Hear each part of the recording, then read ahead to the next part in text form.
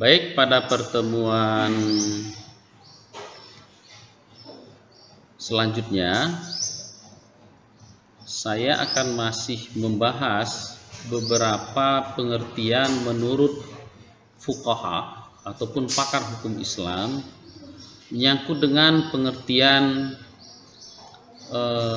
hukum pidana Islam itu sendiri, di mana ada beberapa istilah untuk menunjuk hukum pidana Islam seperti jinayat, dan jarimah, dan itu sudah kita sampaikan pada pertemuan sebelumnya.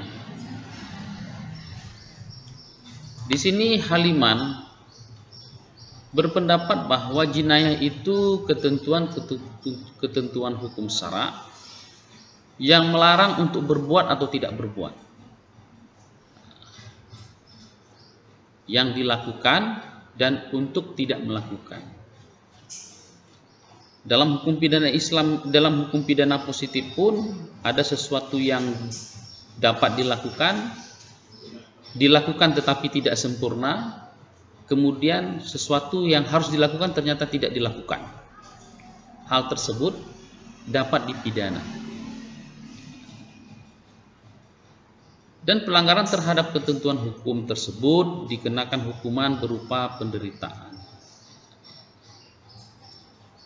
Al-Mawardi berpendapat bahwa jarimah adalah perbuatan-perbuatan yang dilarang oleh syara. Jadi sama dengan pendapat yang disampaikan oleh Abdul Qadir Audah. Sedangkan pendapat yang disampaikan oleh Hasbi As-Siddiqi, perbuatan-perbuatan yang dilarang syara diancam oleh Allah dengan hukuman had atau hukuman ta'zir. Nah, dia hanya mengklasifikasikan kepada dua bagian pemidanaan, yaitu had dan ta'zir. Sedangkan yang lain ada 3, bahkan ada yang 4. Ada had, ada qisas, ada diyat, dan ada ta'zir. Jadi beberapa pakar hukum Islam ini ada persamaannya, ada juga perbedaannya. Yang persamaannya itu adalah sesuatu perbuatan dosa yang dilarang oleh syara, nas. Itu adalah hukum pidana Islam. Dan persamaan berikutnya adalah semua perbuatan itu mendapat hukuman berupa penderitaan. Sama seperti hukum pidana positif Indonesia. Perbuatan yang dihukum, yang terlarang, dihukum dengan hukuman berupa penderitaan. Kalau dalam hukum pidana positif kita, pasal 10 Kitab Undang-Undang Hukum Pidana, Undang-Undang Nomor 1 Tahun 1946, menentukan bahwa jenis-jenis hukuman itu ataupun pemidanaan itu semua berupa penderitaan, baik dari hukuman pokok maupun hukuman tambahan. Hukuman pokok itu seperti hukuman mati, hukuman penjara. Kalau tambahan itu seperti pencabutan hak-hak tertentu. Kalau dalam delik KDRT, hak untuk mengasuh anak itu dicabut dari orang tuanya. Jadi anak siapa yang ngurus? Negara. Jadi negara yang mengurus. Siapa negara itu? Lembaga yang terkait dengan hal tersebut. Ada unit-unitnya, ada rekanannya. Jadi kalau dalam dinas sosial itu dia ada rekanan. Begitu juga dengan delik narkoba, dia ada rekanan. Lembaga yang mempunyai kewenangan itu BNN. Tapi kan orang narkoba ini penuh.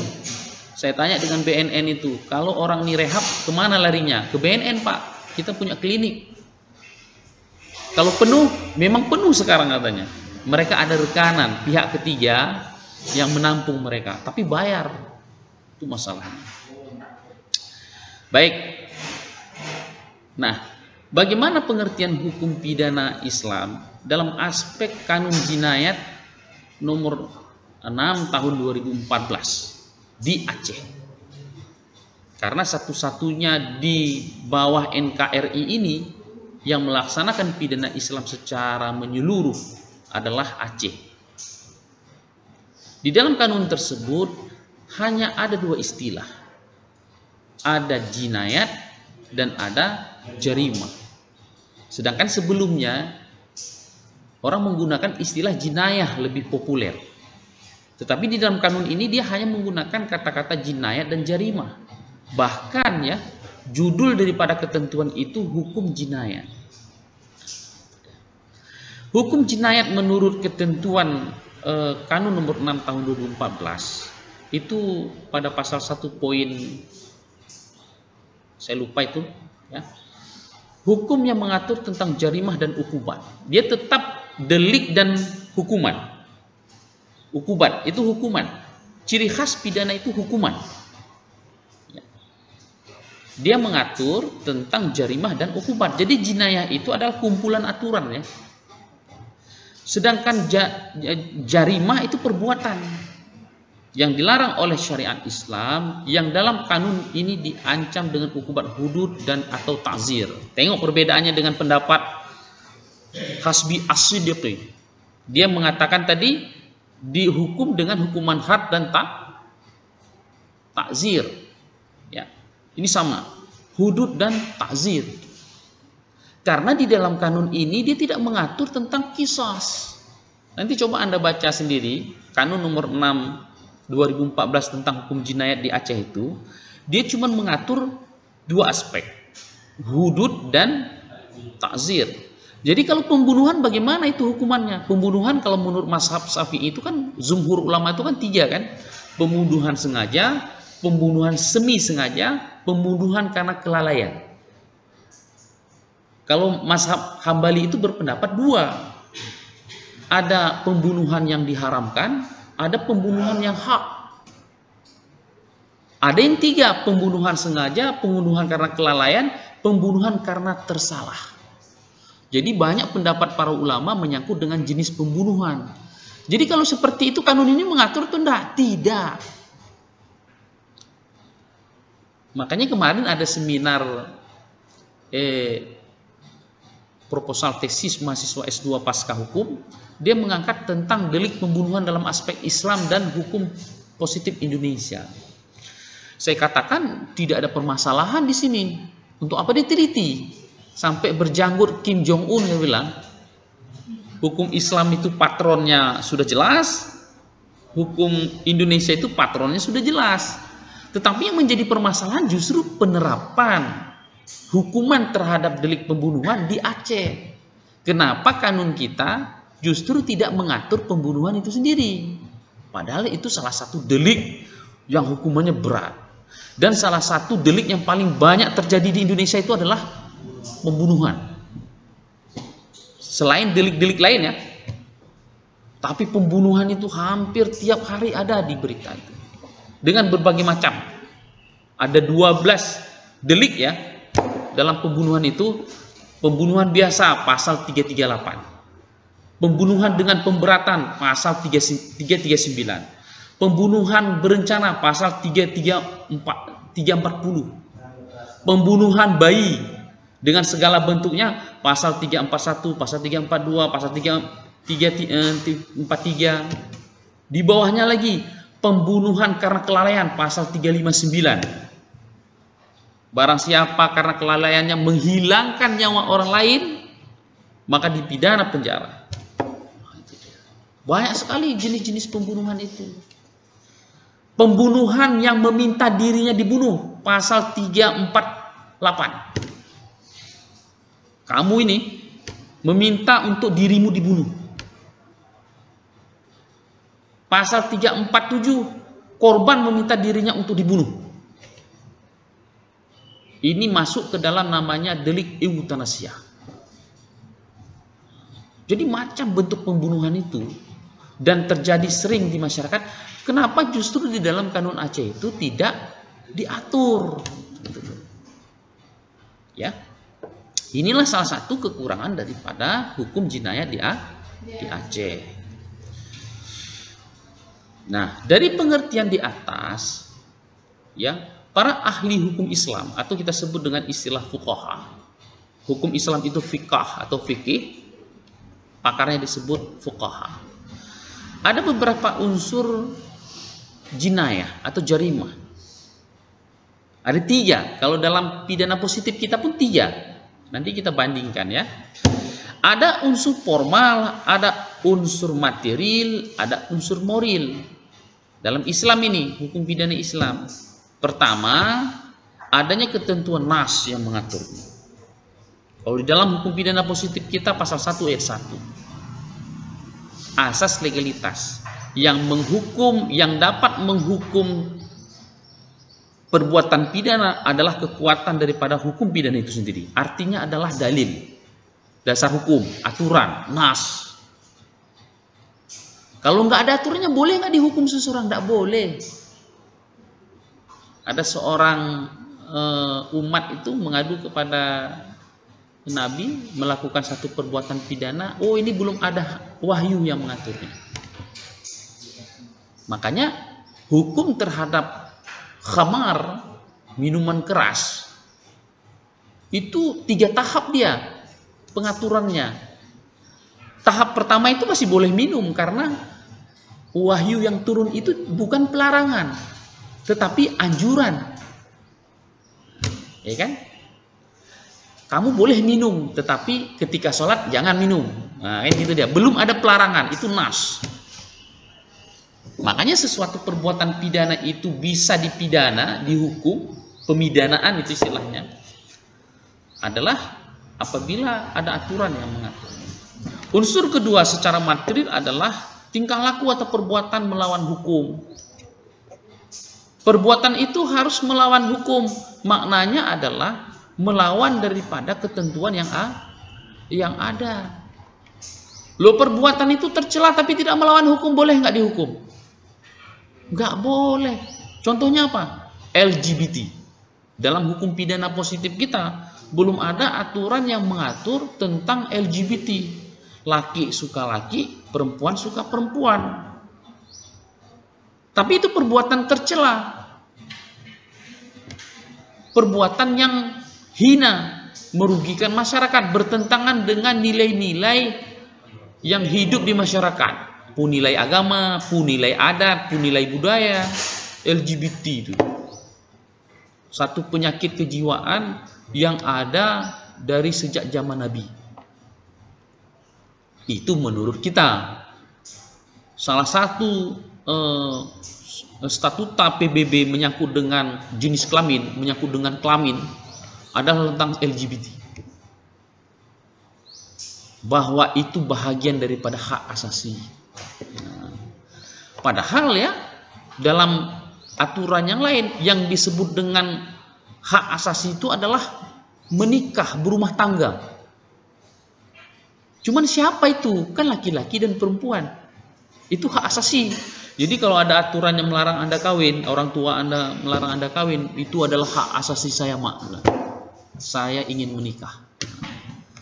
Tetapi yang menjadi aturan, yang menjadi khilaf di sini adalah yang menikah itu siapa?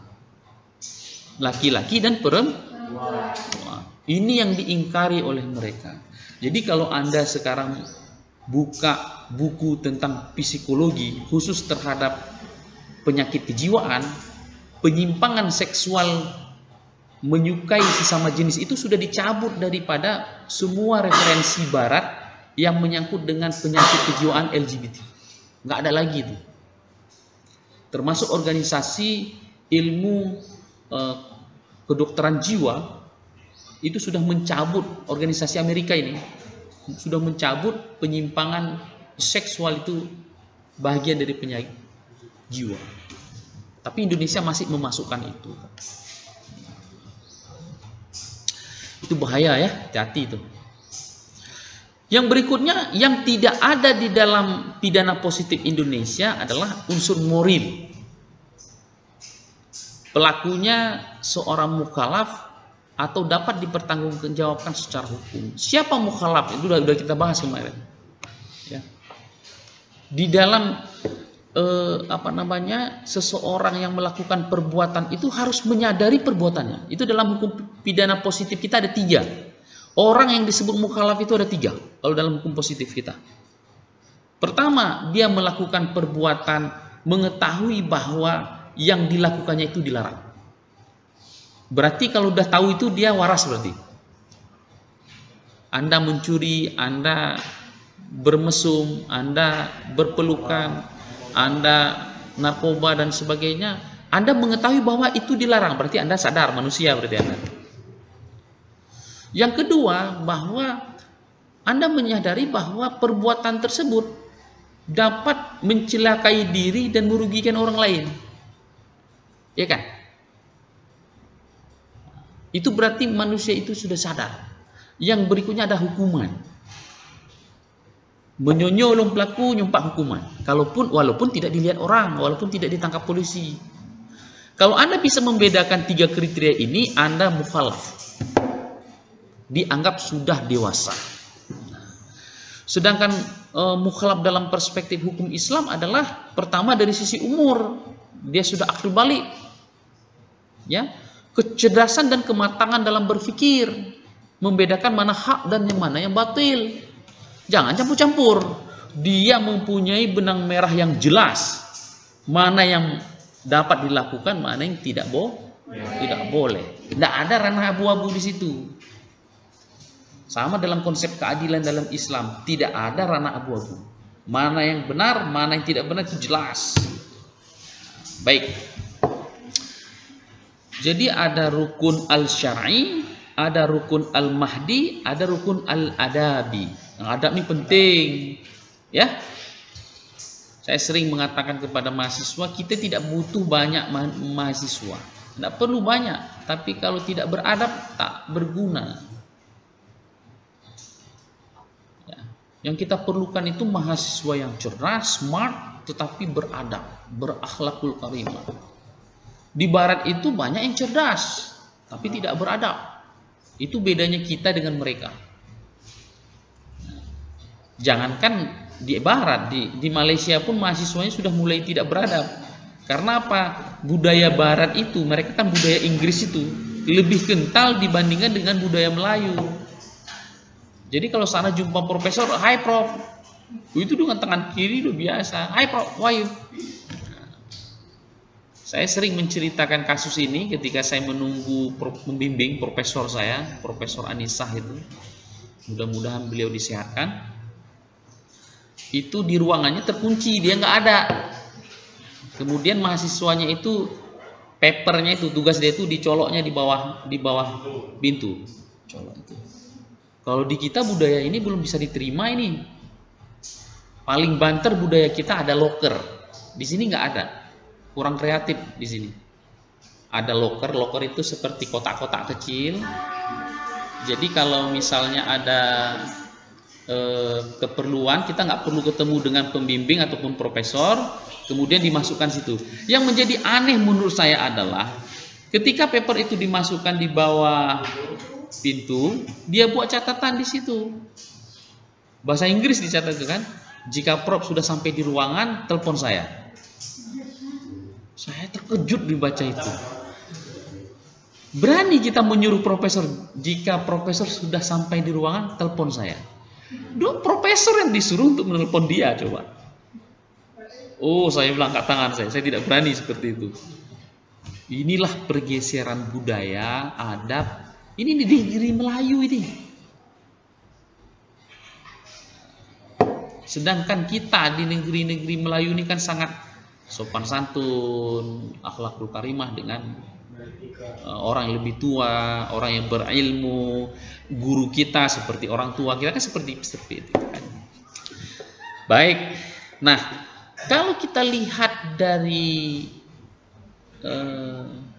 ketentuan di atas seperti kanun tadi dan pendapat hukum dari beberapa fuqaha yang sudah kita sampaikan tadi, ya, ruang lingkup dalam hukum pidana Islam itu ada 4, tapi ada yang berpendapat 3.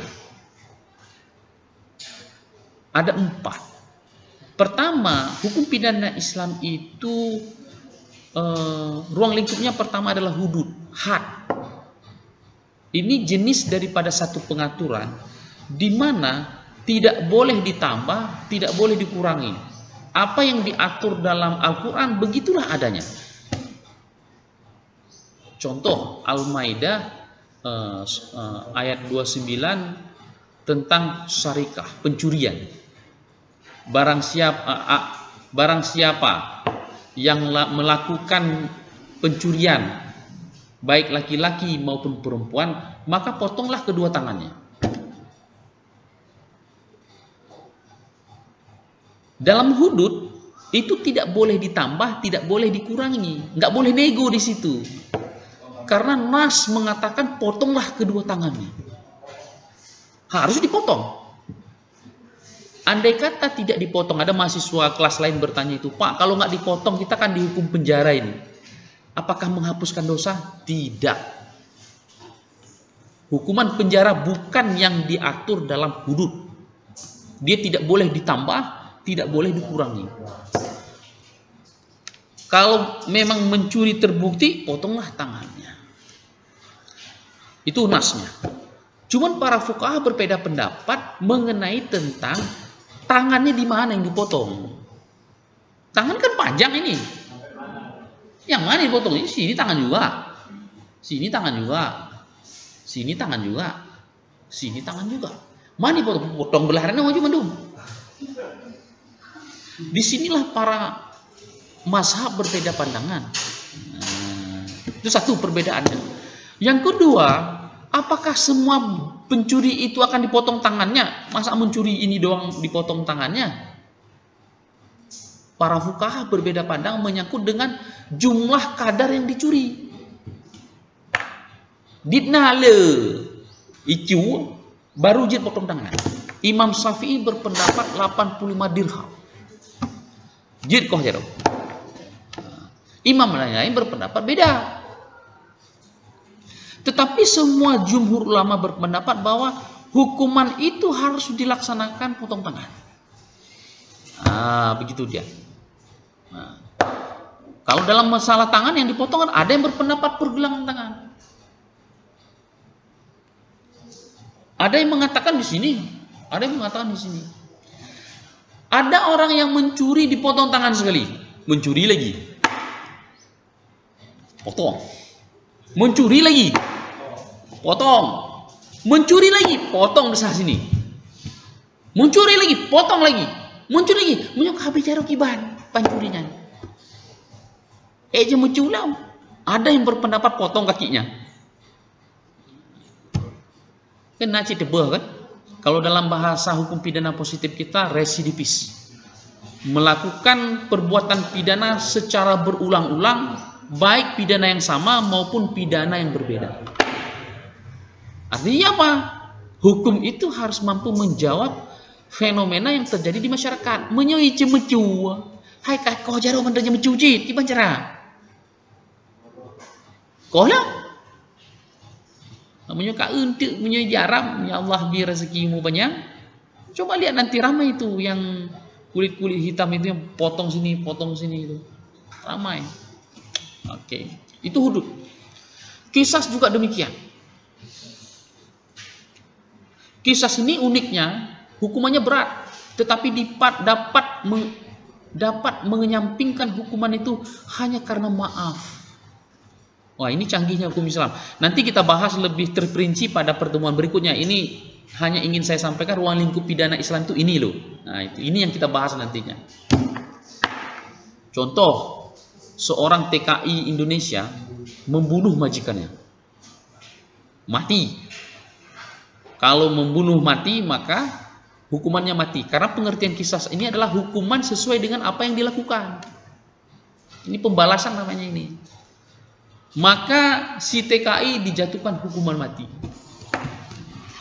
Tetapi ini tidak ada ruang negosiasi ini. Pemerintah Indonesia tidak ada ruang negosiasi untuk mengurangi hukumannya dari hukuman mati berubah menjadi penjara. Oh, enggak bisa. Jadi pengacara melakukan apa di sini untuk membela kliennya? Untuk menyelamatkan supaya TKI ini tidak mati.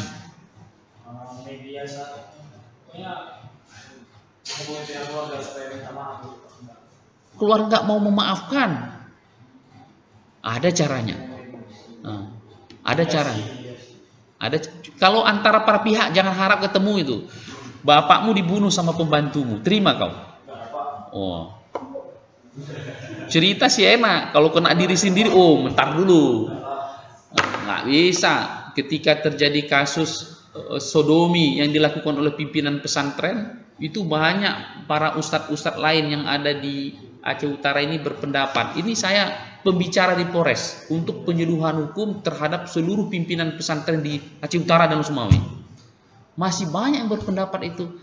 Walau bagaimanapun pimpinan pesantren An-Nahlah itu sudah melahirkan cendekiawan Muslim Aceh Utara yang handal, hafiz Quran, tidak pantas dia dihukum seberat itu. Masih ada yang berpendapat seperti itu. Saya katakan itu Bapak bisa berpendapat seperti itu karena bukan kena anak Bapak, saya bilang. Coba anak Bapak pantatnya itu dibolongin sama dia, terima Bapak, saya bilang. Mas pasti Bapak berkata hukum mati dia, gitu kan? Potong kemaluannya. Kalau dalam hukum pidana positif Indonesia, kebiri kimia. Kalau bahasa saya potong kemaluan, sama juga itu. Itu karena bukan kena keluarga Bapak. Coba kena keluarga Bapak. Bapak duluan bersuara. Hukum dia seberat-beratnya. Yang dapat dilakukan oleh pengacara menghubungi pemerintah Indonesia. Dalam hal ini kedutaan Indonesia meminta kepada Raja Salman, supaya Raja Salman meminta kepada ahli keluarga si korban untuk memaafkan TKI ini. Panjang kali jalurnya itu kan. Pengacara meminta kepada pemerintah, pemerintah mengirim kedutaan, kedutaan mengutus pengacara, kedutaan berbicara kepada kerajaan Salman, Raja Salman. Raja Salman menghubungi keluarga korban. Andai kata Anda seorang keluarga, raja meminta kepada Anda, mungkin Anda kabulkan. Rata-rata dikabulkan itu. Kenapa? Raja yang minta. Raja Salman yang meminta. Salah satu orang terkaya di dunia ini meminta kepada Anda, Ananda, rakyatku, maafkanlah dia. Anda memaafkan dengan syarat. Nah, kami akan memaafkan dengan syarat yang mulia, 3 miliar satu nyawa. Makanya rata-rata ya, banyak itu aktivis-aktivis di Indonesia itu protes. Untuk apa negara menghabiskan 3 miliar untuk menyelamatkan TKI miskin, tua? Untuk apa diselamatkan itu? Buang-buang uang 3 miliar beri bantuan bansos kepada masyarakat miskin, banyak yang sejahtera dari 3 miliar itu hanya karena menyelamatkan satu nyawa ini. Itu apa? Itu para aktivis itu protes itu karena bukan kena dia. Coba kena dia duluan bersuara itu. Yang terpenting adalah bukan satu nyawanya, tetapi di mana posisi Indonesia menunjukkan kedaulatannya, salah satunya adalah mempertahankan, memperjuangkan warga negaranya. Itu yang terpenting. Ya. Itu dalam kasus kisah seperti itu. Jadi proses pembuktiannya sulit, ketat, hukumannya berat, tetapi bisa dikesampingkan hukuman itu hanya karena maaf. Nah, itu canggihnya maaf itu. Jadi maaf itu sangat luar biasa itu maaf itu. Yang ketiga adalah takzir. Takzir ini jenis hukuman di mana tidak ada nas yang mengaturnya. Ya. Tetapi perbuatan itu merugikan masyarakat. Tidak ada aturan yang mengaturnya. Contohnya apa? Ada narkoba. Narkoba jenis sabu, morfin, ganja. Ada itu nas mengatur, jangan barang siapa yang memakan ganja, ada disebut secara konseptual. Tidak ada. Walaupun ya yang model khamar itu diatur oleh hudud dan diatur oleh tazir, dua dia. Maka di sini para fuqaha itu menafsirkan satu hukum, menyamakan dari usul. Yang dilarang itu khamar. Tetapi dia sama dengan jenis yang lain apapun namanya karena memabukkan. Nah, itu dia. Apapun bentuknya, ranum Arab misalnya. Kantenon namanya itu kan, kalau nggak salah itu. Ranum Arab yang biasa orang kalau di Asia Selatan itu seperti di Afghanistan, di Pakistan, dia sering makan itu laki-laki itu sampai bengkak di sini tuh. Dia makan sikit-sikit itu kan. Itu ada kandungan candu di situ. Nah, ini lagi tren artis Indonesia ini lagi tren mengkonsumsi itu. Katanya dia lebih ringan daripada jenis yang lain. Tapi jangan dicoba ya. Coba. Saya sering mencontohkan yang tidak baik, kemudian mencontohkan yang baik. Jadi jangan Anda ikuti yang tidak baiknya. Itu takzir. Tidak ada aturan yang mengatur, tapi harus dibuat aturan. Siapa yang membuat aturan ini? Pemerintah. Kalau dalam bahasa Al-Quran itu atiullah wa atiur rasul wa ulil amri minkum. Taatlah kepada Allah dan Rasulmu serta pemimpin di antara kamu. Jadi yang membentuk aturan itu adalah pemimpin. Maka lahirlah kanunnya, kanun J, nyo hanje, J hanje, nyo je dan sebagainya. Karena tidak ada aturan yang mengatur hal tersebut. Ini takzir. Diat ini menyangkut dengan denda. Kadang-kadang ya, kenapa ruang lingkup itu ada 3 saja? Kadang-kadang ada yang berpendapat karena diat ini bahagian daripada takzir. Oke? Oke. Inilah ruang lingkup yang nanti kita pelajari ke depan, dan di antara ruang lingkup ini akan di breakdown kepada deliknya. Hudud yang masuk ke dalam ranah hudud, deliknya apa aja, jarimahnya apa aja. Zina. Zina itu ada 2, muhsan dan khairul muhsan. Zina yang dilakukan orang masih single, belum menikah, dengan zina yang dilakukan oleh orang yang sudah menikah. Beda hukumannya, beda deliknya, beda unsurnya. Ya. Sedangkan di Indonesia cuma mengatur tentang perzinahan yang sudah menikah saja. Yang belum menikah boleh nggak dihukum? Nggak boleh. Makanya KUHP kita itu kan buatan Belanda. Mereka mendukung budaya seks bebas, free sex, kumpul kerbau. Orang yang enak, kerbau yang disalahin. Jadi budaya Barat itu mereka paling benci dengan ikatan perkawinan karena mereka tidak sanggup untuk dikhianati. Tetapi mereka mendukung seks bebas. Padahal ceritanya sama kan, itu juga kan, seks juga kan. Tapi kalau menikah mereka nggak mau.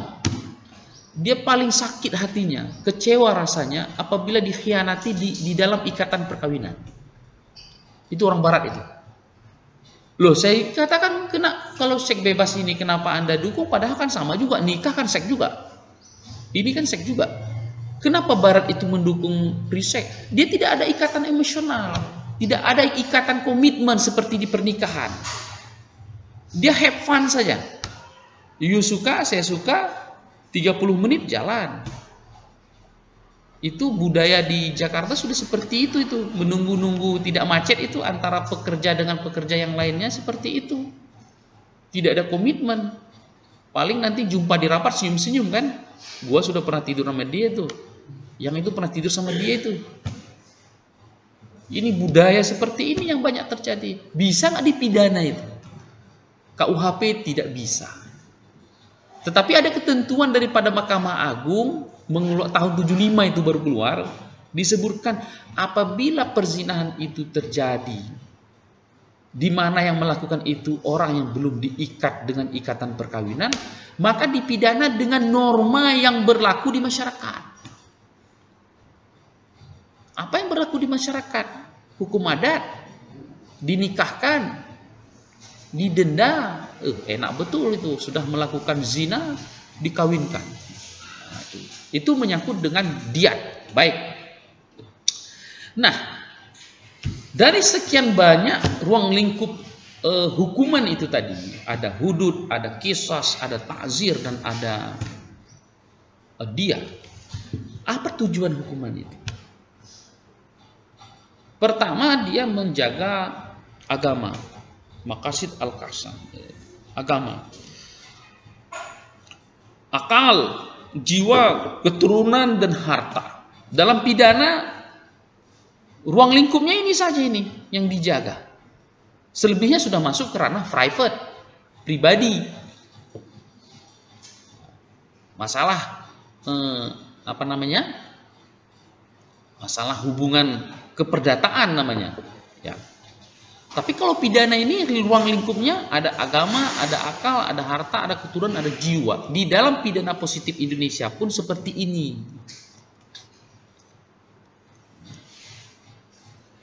Padahal kalau kita cerna ini, harta ini kan masalah pribadi. Kamu punya harta pribadi, kepemilikannya, tapi perlindungannya itu kita delegasikan kepada negara untuk melindunginya. Menyona urun cemencuh apa ya minta urun cemencuh irawane. Cukup laporkan kepada negara, dalam hal ini perangkat negaranya, penegak hukum, ya, biar negara yang mengatur. Kenapa tidak sendiri saja? Kalau sendiri bisa berbahaya, akan terjadi namanya nanti anarkis. Main hakim sendiri, nggak boleh ini. Ya. Keturunan juga seperti itu. Makanya di dalam beberapa negara yang menganut ketuhanan seperti Indonesia, Indonesia itu bukan negara komunis dan liberal, tetapi negara yang mengakui adanya eksistensi ketuhanan, termasuk di dalamnya di situ hukum agama. Dia sangat menjunjung tinggi institusi perkawinan. Untuk apa perkawinan itu? Untuk menjaga keturunan. Kalau kita pikir apalah artinya perkawinan itu? Saya kan sudah menikah, kalau kalian belum lah, tapi lihat orang menikah pernah kan? Apalah artinya hanya mengucapkan saya terima nikah anak bapak yang bernama, dan kawinnya ada ya, ini dengan mahar 15 emas, harus tersebut emas lagi. Hanya pengungkapan redaksi katakanlah 2 baris itu, apalah maknanya? Kalau orang Kristen lebih simpel lagi, ya kan? Padahal tujuannya cuma satu, toh, yaitu menjaga keturunan. Karena keturunan ini akan menjadi generasi bangsa di kemudian hari. Baik negara ini didasarkan kepada generasi yang baik. Baik prosesnya sesuai dengan, jadi ya, negara menghalalkan hubungan seksual tetapi dengan ketentuan menikah. Oke ya, sebenarnya ini bahan pertemuan pertama. Bahan pertemuan kedua adalah kita masuk kepada sumber hukum Islam. Kita sudah memahami pengertiannya, kita sudah memahami ruang lingkupnya. Sekarang kita masuk kepada materi sumber hukum Islam. Ini banyak sekali sekarang orang Aceh Al-Fatihah Ciko itu pun. Ini saya pergi dari Medan ke Jakarta naik kapal Klut, jumpa dengan mahasiswa No Mention Medan. Kristen tentunya kalau udah No Mention itu kan. Kita kebetulan delegasi untuk mengikuti acara musyawarah besar himpunan Fakultas Hukum seluruh Indonesia. Dari sini saya mewakili, ada 3 orang. Di pertemuan itu diskusilah kita. Kebetulan dia membaca buku Khalil Gibran. Khalil Gibran ini kan agamanya tak jelas. Ada satu pendapat mengatakan dia Muslim, ada satu pendapat mengatakan Kristen Ortodok. Tahu kan Khalil Gibran? Kalau generasi sekarang tidak tahu kelewatan, berarti Anda tidak romantis berarti. Saya lalap betul itu buku-buku Khalil Gibran itu. Karena apa? Di zaman saya itu untuk berkomunikasi dengan perempuan itu dengan kertas masih, dengan surat. Jadi surat saya itu harus berkualitas, penuh dengan referensi. Itu istri saya masih menyimpan surat-surat saya itu. Waktu nikah pertama itu, malam pertama itu dulu ditunjukkan. Nah, ini bang, ini loh suratnya. Saya sendiri ketika membaca surat itu, saya tidak percaya bahwa saya bisa menulis sebagus itu. Ini betul saya yang nulis ini surat itu. Karena apa? Referensi tadi. Ini betul loh ini. Nggak main-main itu. Jadi ditanya kepada saya, kenapa dalam hukum Islam itu kalau membunuh dibunuh? Apa sumber hukumnya? Kok bisa seperti hukuman itu? Nah, kalau kamu nggak bisa jawab, aduh, apalagi dari Aceh pula, nah, mampuslah kita kan. jaga marwah kebangsaan kita itu, bahwa kita bangsa Indonesia mayoriti di dunia beragama muslim itu paling besar, 90% sekian. Anda harus mampu menjawab itu. Kalau untuk hukum pidana positif Indonesia, saya sering katakan kepada mahasiswa saya, Anda pulang kampung, kalau ada perkara terjadi di kampung, pasti Anda dicari dulu, ditanya, minimal konsultasilah. Kasus yang paling banyak terjadi di kampung kan pencurian. Kenapa itu? Anak saya mencuri ayam, hukumannya berat sekali. Sedangkan pejabat itu mencuri uang negara, hukumannya kok ringan sekali ataupun sama. Apa bedanya? Pertanyaan-pertanyaan seperti itu kan sering kita dengar. Dan Anda, delegasi daripada mahasiswa fakultas hukum, itu harus siap menjawab seperti itu. Kalau ditanya mengenai akal, jawab dengan akal. Kalau ditanya dengan ilmu, jawab dengan ilmu. Kalau ditanya ulo-ulo, tahu kan ulo-ulo bahasa Aceh itu? Jawab dengan bahasa ulo-ulo. Maka mahasiswa hukum itu harus mampu hal-hal yang seperti itu. Mama lede. Kita mahasiswa hukum masa itu aja tidak tahu. Pucik kau kok. Makanya gitu sering orang Aceh bilang. Jadi ini sumber hukum Islami orang Islam harus tahu. Minimal sekali 2 lah. Minimal sekali. Nah, baik ya. Sumber hukum Islam itu segala sesuatu yang didasarkan, didalilkan, yang diambil di mana aturan itu. 4 aja hukum. Yang kehinaan aja. Jadi bahana 4. Nah, sumber hukum Islam itu ada yang mengatakan 3, ada yang mengatakan 4, ada yang mengatakan 10. Ada yang mengatakan 3, tetapi 8 diantaranya itu include kepada salah satu sumber hukum. Ini kita lihat ya. Pertama, Al-Quran, Nas, Kalamullah, Al-Quranul Karim. Yang kedua, sunnah, hadis. Yang ketiga, ijtihad. Ada yang menyebutkan ijtihad ini ar-ra'yu, ataupun pemikiran. Namun menurut mazhab Syafi'i dia ada 4. Kenapa saya ambil mazhab Syafi'i? Karena saya berpahamkan kepada mazhab Syafi'i. Aceh dan Indonesia umumnya bermazhab Syafi'i. Sedangkan Arab Saudi itu Maliki. Makanya kita dalam amalan ibadah beda. Ya. Kalau di nada orang tua Anda ataupun Anda sendiri masuk ke sorry ya Allah, lupa saya yang dari Madinah itu Salafi, mereka itu bukan Syafi'i ya, makanya ada beda-beda sedikit dalam hal amaliyah. Syafi'i mengatakan bahwa pertama Al-Quran, kedua As-Sunnah, yang berikutnya ijma, yang berikutnya qiyas. Lain lucu. Dan begitu juga dengan mazhab-mazhab yang lain. Di Malaysia sedang heboh. Para ulama Malaysia berpendapat kita tidak perlu bermazhab. Sedangkan Ustadz Abdul Samad yang sangat terkenal di Malaysia itu berpendapat kita harus bermazhab.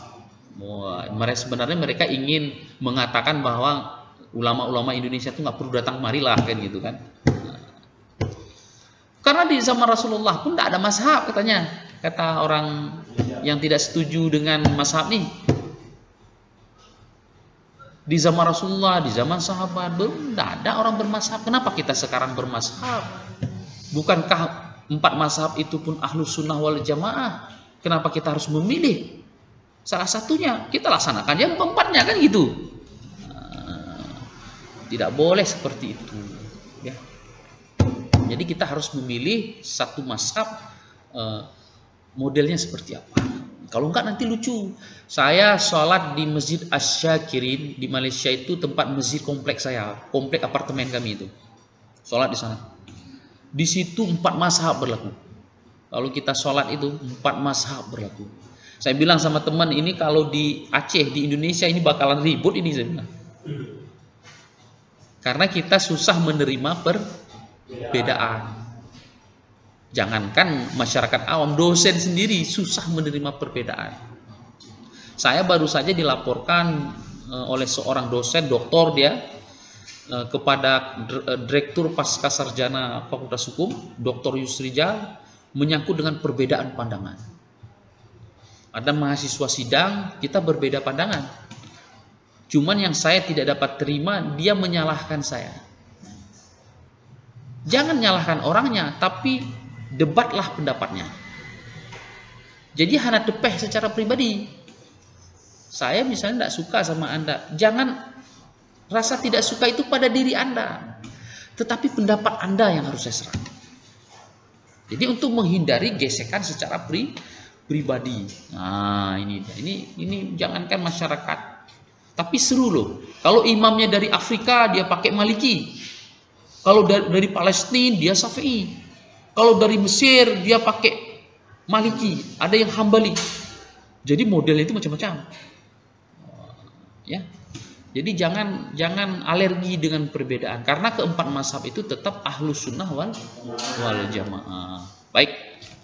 Nah, kita breakdown sedikit. Al-Quran itu merupakan kalam Allah yang diturunkan kepada Nabi Muhammad SAW melalui malaikat Jibril. Dengan berbagai macam istilah sekarang. Ada yang menggunakan istilah Al-Quran itu adalah al-ahkam. Hukum ataupun kumpulan daripada hukum aturan. Ya kan? Macam-macam. Ada Al-Karim yang mulia itu kan. Jadi banyak menggunakan beberapa istilah untuk merujuk kepada kemuliaan daripada Al-Quran. Tetapi dengan istilah dan pengertian yang baik. Nah, kedudukan dan fungsi Al-Quran sebagai sumber hukum utama dan pertama adalah sebagai petunjuk atau pedoman bagi umat manusia dalam mencapai kebahagiaan di dunia. Ini orang sering sebut dengan way of life. Jalan hidup ini. Kalau ada orang menyampingkan ini bahaya hidupnya ini. Berapa kali sudah khatam Quran kalian? Setidaknya setahun sekali lah, ya kan? Puasa, ini puasa nih. Setidaknya Quran khatam setahun sekali. Saya pun seperti itu. Selemah-lemah iman itu setahun sekali. Sekarang ada organisasi pemimpinnya itu alumni kita, namanya Nuring Hati, perempuan, One Day One Juice. Itu ada organisasinya. Dia selalu cross check itu anggotanya itu One Day One Juice, One Day One Juice. Saya bilang, wah gila betul ini, mantap saya bilang kan. One Day One Juice. Itu ada perkumpulannya. Ada, kalau sekarang bukan organisasi perkumpulan, ada komunitasnya. Lebih keren, sama juga itu. Ya. Lebih dari satu orang yang berhimpun itu sudah disebut dengan komunitas. Jadi ini ya, misalkan dulu di Politeknik itu, kebetulan Politeknik itu dikuasai oleh organisasi kemahasiswaan LDK, KAHMI. LDK itu lembaga dakwah kampus. Ketua BEM-nya itu orang itu semua dulu itu, ya kan? Jadi model orientasinya itu penuh dengan Islami. Itu ketua BEM-nya ketika orasi salah satu yang ditanyakan ada, siapa yang per minggu khatam Al-Quran? Tunjuk tangan. Tunjuk 5 orang. Siapa yang menghatamkan Quran sebulan sekali? Rame dikit. Siapa yang menghatamkan Quran setahun sekali? Wow, makin rame gitu. Siapa yang tidak menghatamkan Quran sampai seumur ini sama sekali? Makin rame gitu. Nah, itu. Sedangkan di Fakultas Hukum kita khususnya dan Unima umumnya itu dikuasai oleh organisasi HMI, Himpunan Mahasiswa Islam. Saya salah satu anggotanya dan pernah menjadi ketua komisariat. Dan saya paling kuat mengkritik HMI itu. Organisasi Islam yang tidak Islami, saya bilang. Orang sholat subuh aja pelintat-pelintut di situ. Itu pelaksanaan basic training, ada yang tidak sholat subuh. Saya paling keras itu. Dan sebenarnya dulu saya nggak mau masuk, dipaksa masuk itu kan. Sudah tutup semua, terakhir saya datang. Tapi kalau untuk menguji keberanian, intelektualitas, wah itu bagus. Tapi saya katakan dengan senior-senior HMI di Fakultas Hukum sudah haluan pergerakan sudah berbeda. Sekarang lebih mengutamakan pergerakan. Sedikit-sedikit isu demo, sedikit-sedikit isu demo. Padahal ciri khas daripada HMI itu adalah intelektualitas. Think tanknya itu yang luar biasa kalau HMI itu. Saya bilang saya tidak setuju itu, walaupun kita bolehlah berbeda pandangan ya. Pergerakan itu penting, tetapi sifatnya seperti hukum pidana, ultimum remedium, pilihan terakhir setelah upaya yang lain sudah dilakukan. Jangan terbalik. Sikit-sikit demo. Sudah nggak tahu demo yang lain, fakultasnya di demo. Nggak tahu lagi demo pemerintah, universitasnya di demo. Itu sama seperti UMI itu, Universitas Muslim Makassar. Saya bilang kalian ini nggak ada kerjaannya, demo bakar kampus sendiri. Itu HMI mereka keras sekali itu. Saya ikut itu pertemuan sama, memang Makassar itu manusia kasar. Kalau kita jumpa sama mereka orang Batak ini, lembut nampak Batak tuh. Mereka lebih kasar lagi. Saya bilang manusia kasar itu Makassar itu kan, marah mereka itu kan. Itu joke saja. Nah, dia ngejek kita orang Aceh juga. Rencong kiri kanan dompet hilang katanya kan. Sama itu. Orang Aceh pergi ke Medan, dilihat tiang listrik banyak sekali. Wih, hebat betul orang Medan. Jemuran kainnya panjang betul katanya kan. Nah, itu ngejek-ngejek suku biasa itu kan. Jadi ini Al-Quran. Nah, yang kedua al-hadis. Hadis yaitu segala berita yang bersumber dari Nabi Muhammad, baik ucapannya, perilakunya, sifatnya, pakaiannya. Ini kadang-kadang sekarang tren sekarang ya, tahu sedikit agama pakai jubah. Yang diamalkan jubahnya saja. Tetapi ilmunya enggak. Nah, ini yang kacaunya di sini ya. Dia mengamalkan sesuatu yang remeh-temeh. Sebenarnya yang substansi itu yang tidak diamalkan. Jadi yang menjadi sumber hukum itu apa yang dilakukan Nabi, termasuk diamnya Nabi. Diamnya Nabi itu bahagian daripada hukum. Makanya orang Salafi sekarang, sesuatu yang tidak dikerjakan oleh Rasul, maka itu bid'ah. Bahkan bid'ah dhalalah. Bid'ah absolut lah. Kalau kita kan melarat absolut gitu kan. Anak kos itu kan melarat absolut gitu kan. Padahal ada sesuatu yang dikerjakan oleh sahabat, tetapi Nabi tidak melarang, diam dia. Artinya itu boleh dilakukan. Orang itu tidak. Yang tidak dilakukan oleh Nabi itu haram, tok-tok masuk neraka. Itu seperti dia punya kunci neraka itu, kapling dia lah itu kan. Pokoknya orang-orang kita masuk ke neraka semua. Saya katakan ke dia, orang-orang Salafi itu, surga itu luas. Kalau kalian masuk sendiri nanti kesepian kalian di surga itu, saya bilang. Izinkanlah kami masuk walaupun di emperan surga. Jangan kau sendiri di dalam. Kan gitu kan? Emperannya jadilah. Kau yang di dalam, kami di emperan saja nggak apa-apa. Tapi janganlah kau kapling surga itu punya kau sendiri. Kami di neraka semua. Padahal diamnya Nabi itu bahagian daripada hukum. Nanti tak kalian untuk breakdownnya. Nah, di sini kuat ini Salafi, ya kuat. Ahlu sunnah yang agak mencela-menceli. Kadang-kadang malim, kadang-kadang palih kan. Tiga ger malim datang, tiga ger kecikah kaplat datang. Yang pegah ahlu sunnah. Yang tingkatan hadis sebenarnya macam-macam ya, tapi ini yang sering kita dengar. Ada hadis sahih, hadis hasan, hadis dhaif, hadis palsu atau maudhu. Kita sering berpedoman kepada hadis sahih saja. Man hadis hasan hanya jud. Karena hadis hasan ini hadis juga.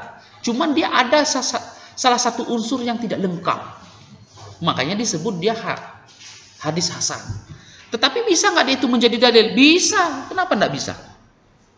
Walaupun kelompok lain mengatakan tidak bisa. Ini kan yang membagi ini kan para ulama, para ahli hukum Islam. Kenapa tidak bisa? Yang tidak bisa itu adalah hadis palsu.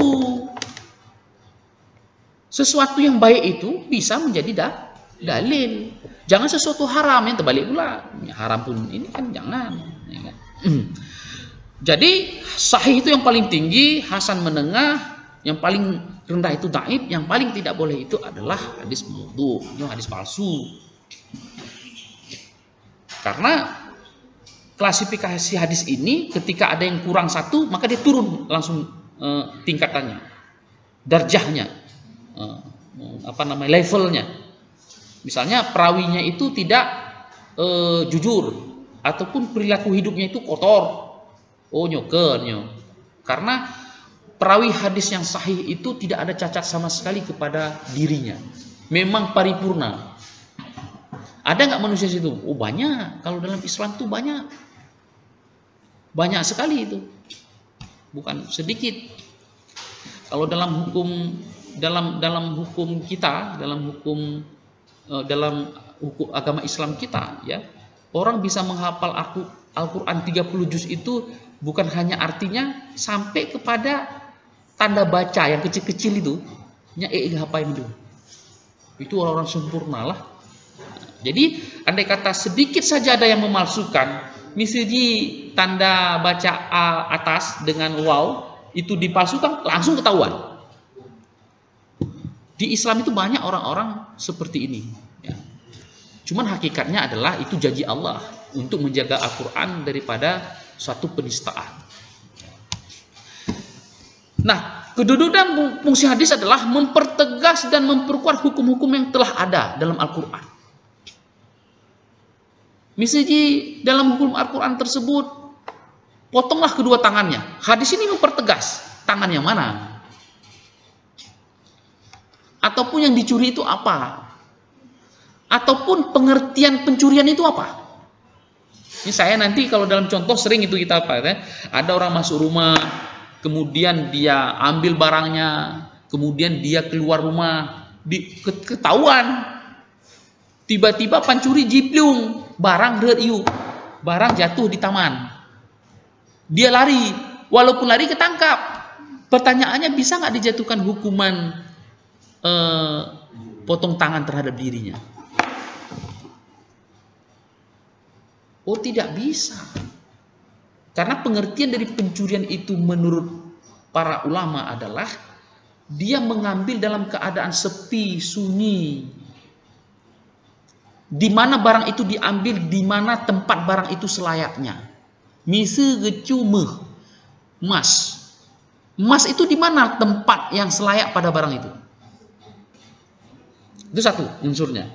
Yang kedua, barang itu diambil harus di bawah penguasaan dirinya.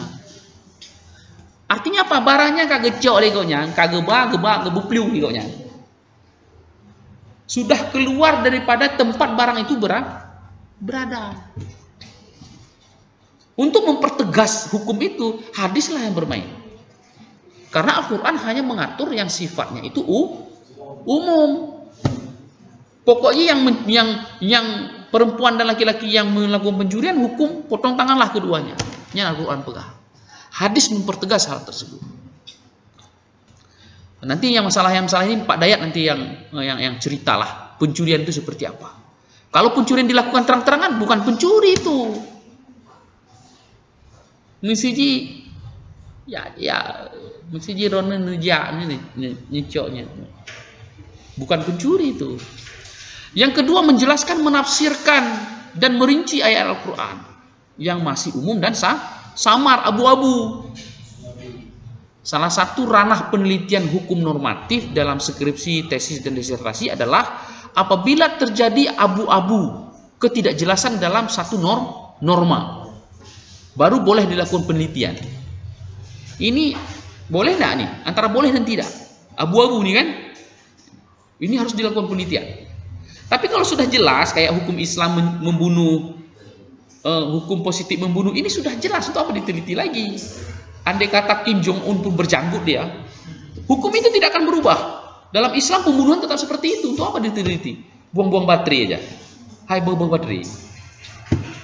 Nah, yang berikutnya adalah mewujudkan suatu hukum atau ajaran yang tidak tercantum dalam Al-Quran. Yang tidak tercantum dalam Al-Quran itu dibuat satu hukum terhadap mereka. Ini yang saya sebut tadi takzir, ya. Dihukumi perbuatan tersebut. Misalnya LGBT harus dihukumi. Kalau dalam Islam memang dihukum, ya, dalam pidana positif Indonesia yang tidak dihukum. Baik. Yang berikutnya adalah istihad. Istihad secara epistemologi bermakna bersungguh-sungguh. Bersungguh-sungguh dalam makna adalah seseorang melakukan kajian dan penelitian terhadap satu hukum secara bersungguh-sungguh. Ini bukan level-level kita ini. Bukan level saya, walaupun doktor, bukan level saya ini. Ini bukan bidang kita. Tetapi penelitian saya salah satunya adalah beristihad. Karena dalam penelitian disertasi itu syarat salah satunya adalah harus menemukan sesuatu yang baru atau novelty biasanya disebut.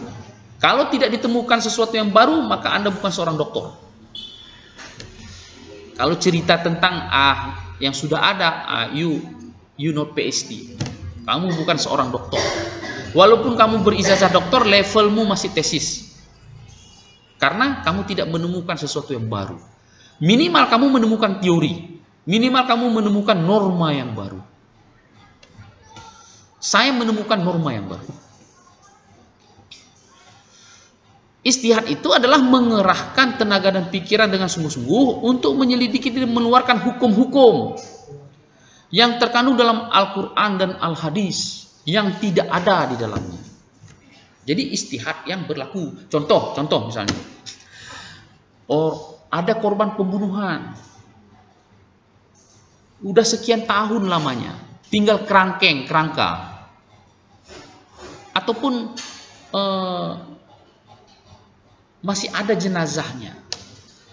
Untuk melakukan proses pembuktian, salah satu yang harus diupayakan adalah autopsi.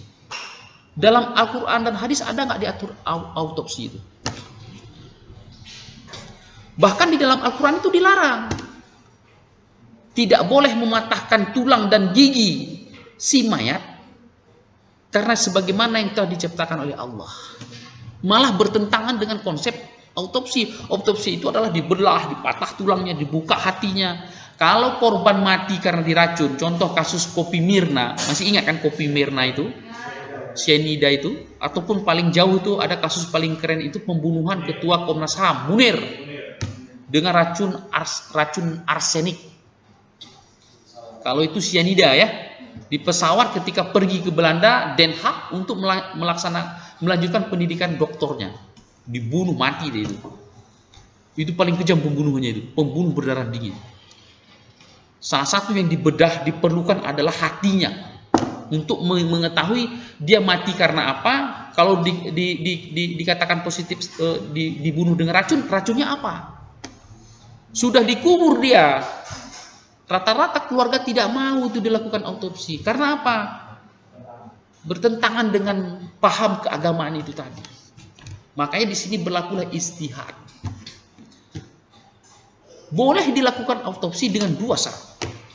Pertama, untuk kepentingan pengembangan ilmu pengetahuan. Yang kedua, untuk dilakukan proses penegakan hukum untuk mencari kebenaran dan keadilan. Boleh, kata para ulama. Kasus yang lain adalah apa? Kasus minta bunuh diri sendiri. Anda bosan hidup kan, putus sama pacar itu kan, jangan minum baygon. Matinya tersiksa. Saya kebetulan menjenguk saudara di rumah sakit Kesrem Lok Sumawi. Ada seorang besar badannya, gagah orangnya, ganteng pula itu, didorong. Wah, pala buru-buru diborong. Kenapa ini? Bodoh, bengak, dimaki-maki sama tentara di situ. Memalukan laki-laki lain. Rupanya gara-gara putus pacar minum baygon.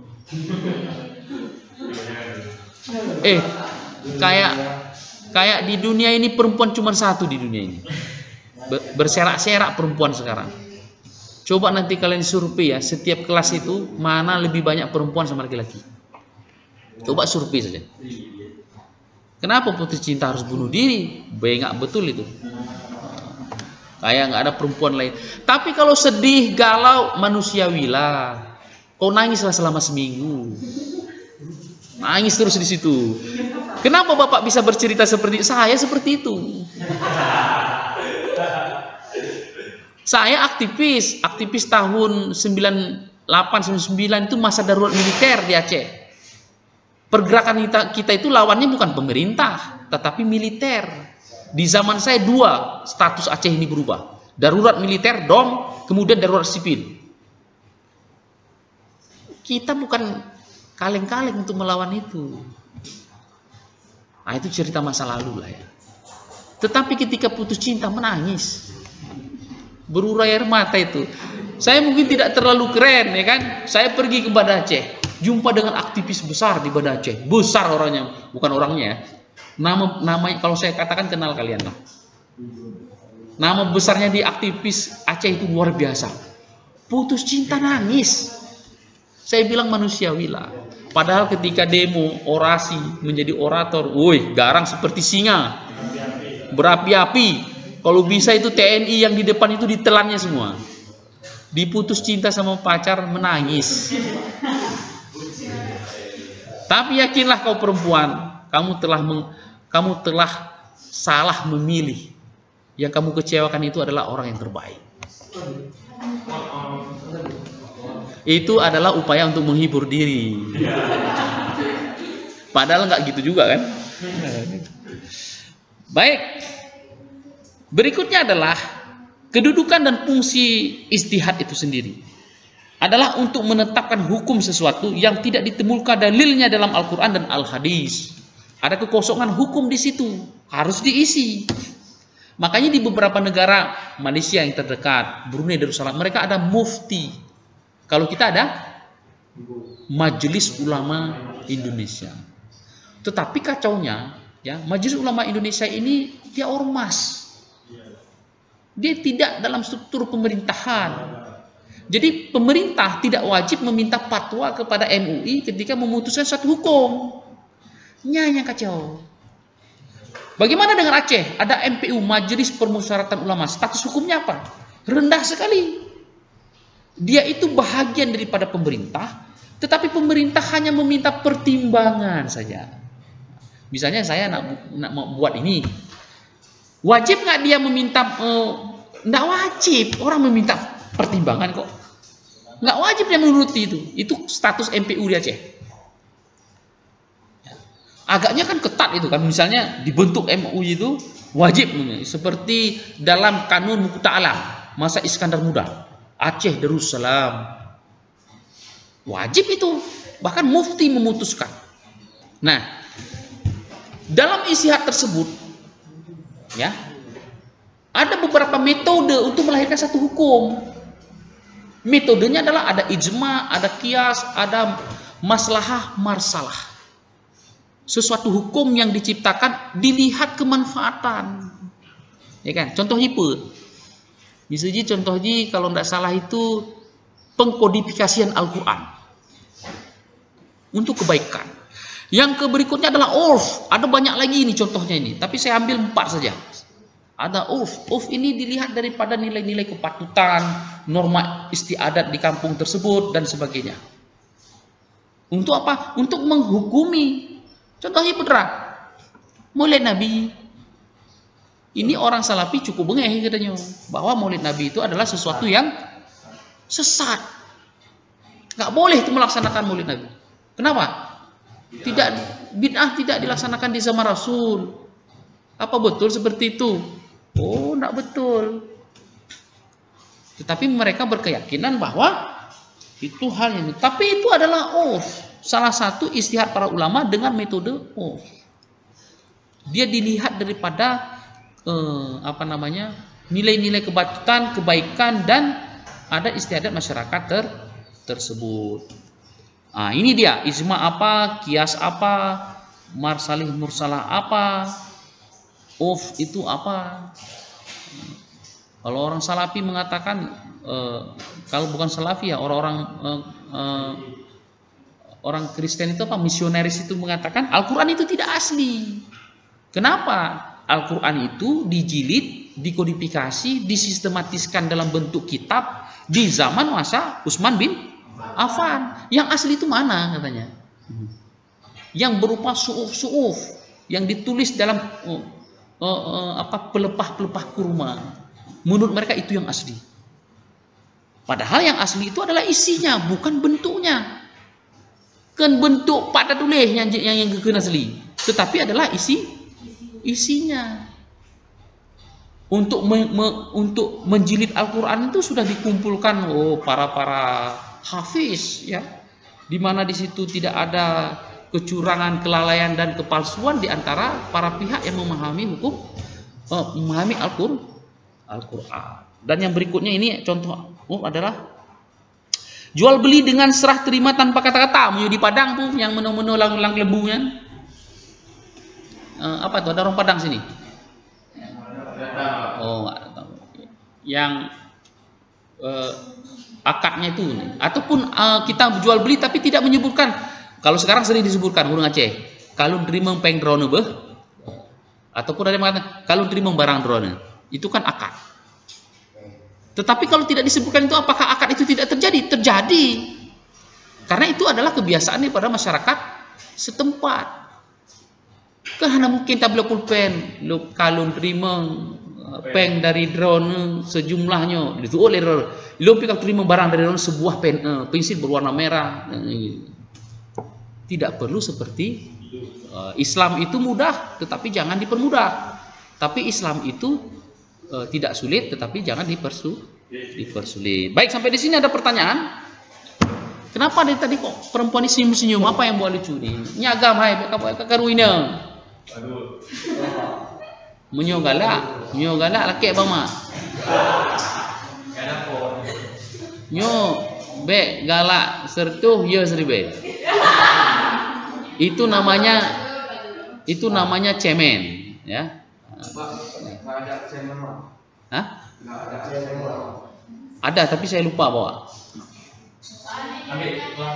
Nggak usah. Minggu depan saja. Absen di e-learning itu yang wajib.